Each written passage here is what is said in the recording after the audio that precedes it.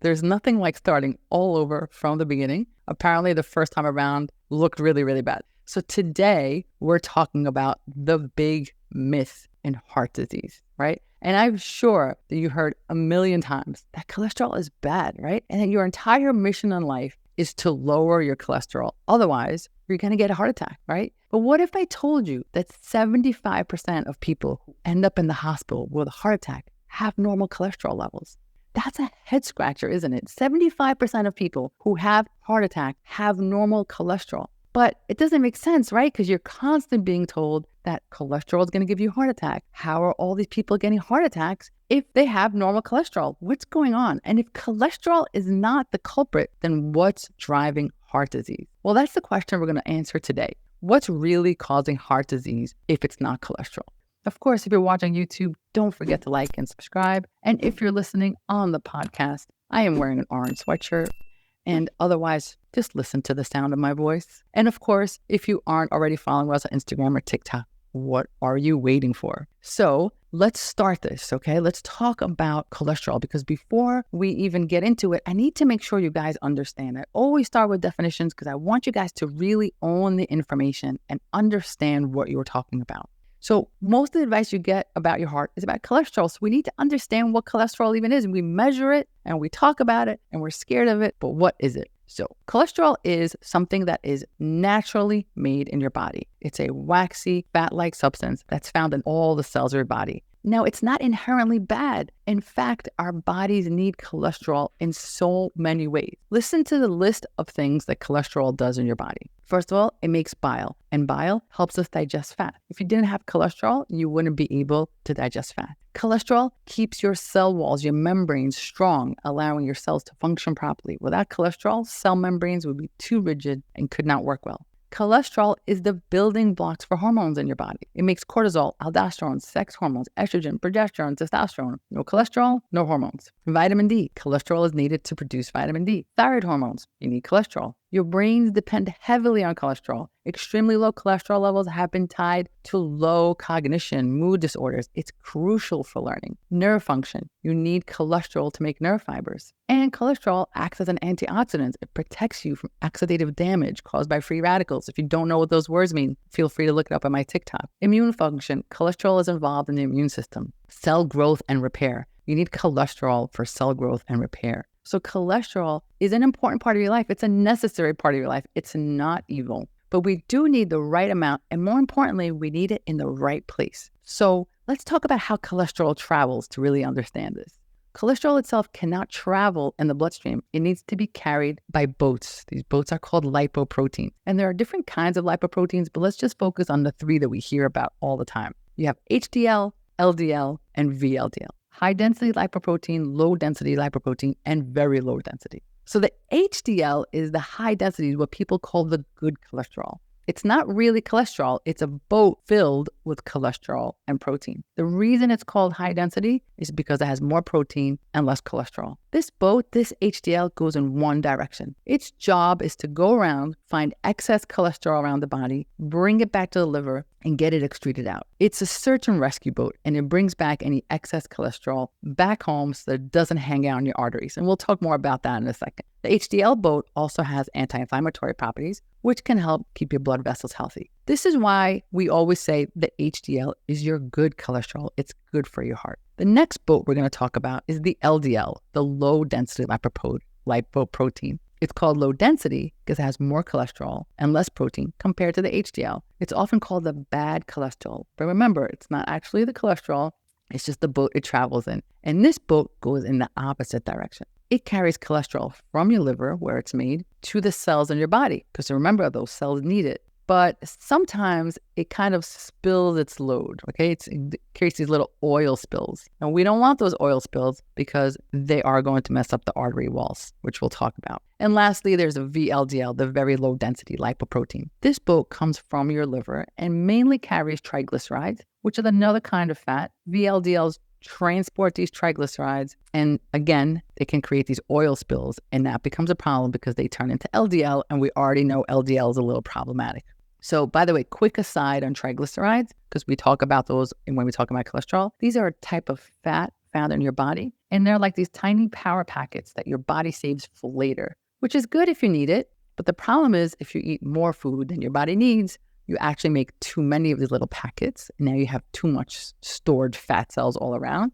And this is not good for it to be circulating around your body because it's connected to heart disease. Okay, let's back on track. I'm still talking about cholesterol, right? What's the big reveal? You said that heart disease is not about cholesterol, but we're so many minutes in and I'm still talking about cholesterol, right? So what's the myth here? I promise I'm getting there, but you still need a little bit more on how this thing works so that I can kind of tell you where the twist is. But by now you should have a sense. If you take a look at your cholesterol panel, you should have an understanding of what it is. So when you have a chance, go pull up your last set of labs, your cholesterol test, and you can understand now what this HDL and LDL, right? So you have this total cholesterol. That's the combined value of all the cholesterol in your blood. It doesn't matter which boat it's on. It gives you this total number. Then you have the HDL. That's the cholesterol that's sitting in that, search and rescue one. It helps clear out the bad cholesterol from your bloodstream. You have the LDL, which is the bad boat with more of the cholesterol we don't want going in the other direction. And then you have the triglycerides, which is your fat packets, right? So when we start interpreting these numbers, we have a better sense of what kind of cholesterol we have. Again, so far I just explained in detail all this cholesterol, but I didn't explain to you why people are worried about cholesterol in the arteries to begin with. I just sat here and told you we need it and how good it is for us. And then I told you what boats they travel on. And then I told you how we're counting them. But what is so concerning about these cholesterols? Why do we care if we have these oil spills, right? And the reason we care about these oil spills is because these oil spills can cause plaques. And plaque is like a buildup or a block within your artery. And it's made up of fat and cholesterol and other stuff. And over time, too much of this buildup on the wall makes it harder for your blood to flow freely, right? It's like a pipe. Now we have this gunk on the side of the wall, and it can cause the walls to harden. And now you have these pieces on the pipe. It's not going to be good for flow. And what's worse is sometimes these pieces of plaque break off and travel. It could travel to your heart. That's a heart attack. It could travel to your brain. That's a stroke. And again, that's what we're worried about when we're talking about cholesterol and plaque. So again, you might be saying, sounds now that you're saying cholesterol is pretty dangerous. You just said it was pretty good. Now you said it was a myth. Where's the myth? The myth comes in is that these plaques don't just form because you have cholesterol. If you just had cholesterol lying around, that's not what's dangerous. You need something else, something that most medical providers don't talk about to turn this cholesterol to become dangerous. And that something is inflammation. Without inflammation, cholesterol just by itself is actually not dangerous. So this is how it works. And now you see why I had to give you this whole preamble. This is how it works. First of all, the reason you even have plaque in the first place, the reason why this oil spill becomes plaque is because you first have to have an injury on the arterial wall, on the artery wall. So inflammation will cause that injury. So you have inflammation running around. It creates a little nick in that wall. Now, cholesterol with the LDL, because it's traveling right towards the cell, it's going to build up in that nick. So now you have this LDL and VLDL and it's just trapped in this little hole in the pipe. Now, inflammation doesn't stop there. It didn't just create injury. Now the inflammation takes this little plaque like spackle on a wall, and it makes it dangerous because this inflammation oxidizes it. Think of it like an apple slice turning brown or rusting. So now you have plaque and it's browned, it's rusted over. And that's the bad news for your arteries, not just the cholesterol. It's the inflammatory process around the cholesterol. Okay, so just to say it again, you have this LDL, it gets trapped in the artery wall, and then inflammation is what changes it into something more dangerous. And now you have this mix of cholesterol, browned LDL, white blood cells that's coming to the area, and it gets bigger and bigger, that the plaque gets bigger. And as the plaque grows, guess what else grows? Inflammation gets worse, making the plaque bulge further. And it can bulge into the pathway, right? So think of a pipe, and now you have this gunk, and it's making flow really hard. And the most dangerous part is now this hard plaque can rupture, it could break open, it could travel to the heart or the brain, and it can cause blockage somewhere else. So it's not just about the cholesterol or the amount, it's the process of oxidation and inflammation which causes the concern. Cholesterol is only part of the picture. And this is why you can have one person here with high cholesterol but zero inflammation on the one side, high cholesterol but no inflammation. And on this side, have a person with normal cholesterol, but high inflammation. Who do you think has the higher cardio risk? I'm hoping that you understand by now that the higher cardio risk is the person with higher inflammation, even if their cholesterol is normal. This is why, going back to the beginning of the episode, is why we said so many people have heart attacks and they actually have normal cholesterol, because the issue is inflammation. So telling people to just reduce cholesterol or just take meds to just reduce cholesterol without having the oxidation inflammation conversation is not the way to go. In fact, it still leaves you at risk for heart disease. This is why, going back to that cholesterol panel, a really good comprehensive cholesterol panel doesn't just give you a count of how much, HDL and LDL you have. It starts adding other things to the panel, something called HSCRP, homocysteine, ferritin levels. And these things don't sound like cholesterol, and that's because they're not. They're inflammatory markers. So a really good cholesterol panel will give you a count, and then will also show you how much inflammation you have in your body, because elevated inflammatory markers are associated with increased risk of heart attack and stroke. That's what we are talking about. So when we're talking about heart disease, what we need to understand that the real issue is inflammation, okay? The inflammation causes the damage, bringing a whole bunch of cells, including cholesterol, to the area to try to seal the damage. And then the inflammation rusts these plaques in a process called oxidation. And now you have these terrible plaques that can rupture and clot. So once we recognize that the role of inflammation, not just the role of cholesterol, is where we have to focus, then we turn our therapy not just to cholesterol, but also to reducing inflammation. So what's causing this inflammation, this chronic inflammation? What's happening in my body or in your body that's causing inflammation? So let's talk about common causes of inflammation. Number one, obesity. Obesity is associated with chronic inflammation. The adipose tissue, the fat tissue, produces inflammatory molecules called adipokines. Okay, did I say it right? Maybe yes, maybe no, but they are fat cells that produce inflammation.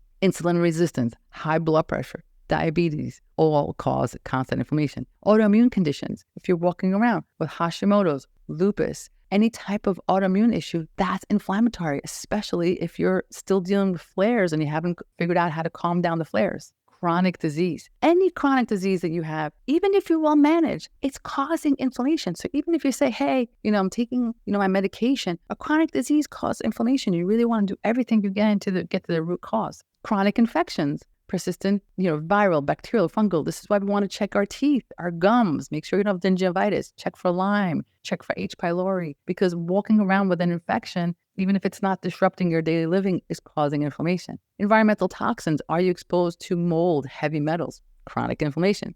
Stress. This is why they say stress causes heart attacks, because chronic stress increases inflammation, right? It doesn't create the clots, but increases inflammation, which then takes that cholesterol that creates the clots. Poor diet, of course, you already know by now. If you watched me at all, you already know. Processed foods is inflammatory. Standard American diet, inflammatory. Lack of physical activity. If you have a sedentary lifestyle, on Zooms all day, never getting up, chronic inflammation. You need that regular physical activity. If you're smoking, I'm not really sure who's smoking in 2023, but if you're smoking, inflammation. I have nothing else to say about that.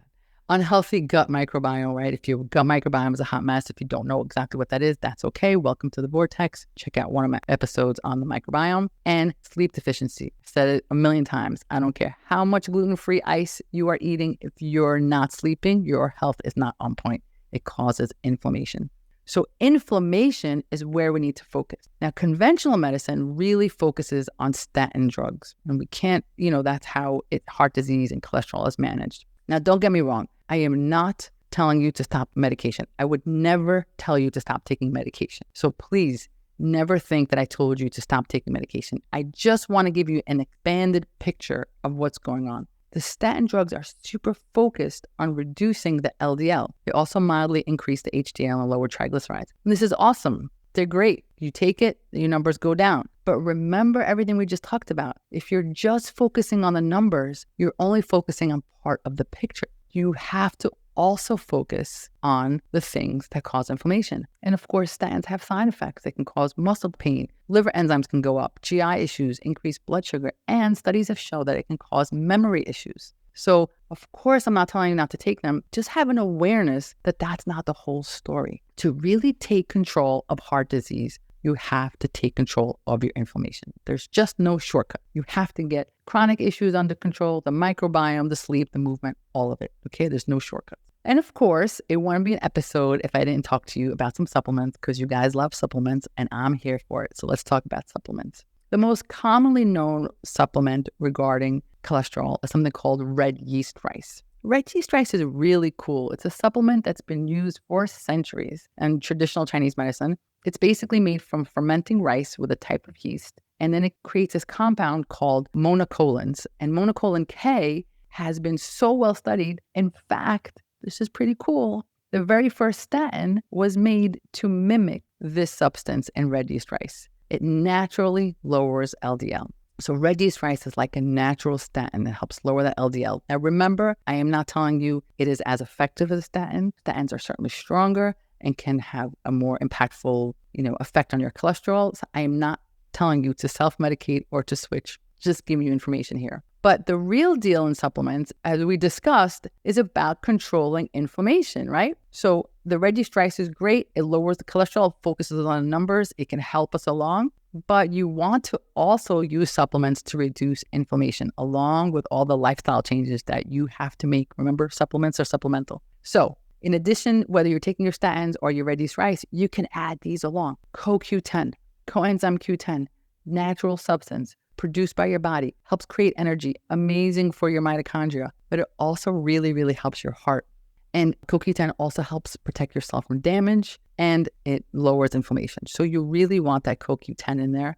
Other things for inflammation, omega-3 fatty acids. Of course, you can get it by eating salmon and other good seafood, but if not, take a supplement because they reduce inflammation and improve a whole bunch of cardiovascular risk factors. Turmeric, curcumin. It is a spice added to your food, super anti-inflammatory. Green tea extract. Green tea extract has this really cool compound in it called EGCG. It's an antioxidant, anti-inflammatory. Drink it, get powder, put it in your smoothie, do what you got to do, get it in there. There's resveratrol found in red wine. Not telling you to go drink wine, telling you it's in there. It's also found in grapes. Antioxidant, anti-inflammatory. I put it in my smoothie every single day. And quercetin. Quercetin is found in fruits, vegetables. Of course, it's also a supplement, anti-inflammatory, antioxidant. So, recap. Cholesterol is just one part of the heart disease picture. Focusing only on the numbers does not make sense. Remember that 75% of people who end up in the emergency room with a heart attack have normal cholesterol. And the reason they have this heart attack is inflammation. Focusing on the numbers without focusing on inflammation is not the answer and will not get you out of risk. To really reduce your risk of heart attack, you must find the source of inflammation in your body and remove it. Sometimes it's as simple as fixing your gut and your sleep, and sometimes it's about removing toxic exposure and chronic issues, and maybe you need a little bit more help. Either way, you have to get to the root cause and remove it. So if you want to work with me and my team, you can reach us on TikTok, Instagram, Facebook, YouTube, Threads at The New Method. And don't forget, new is spelled with a K because you always knew there was a better way. I hope this helps. I'll talk to you guys soon.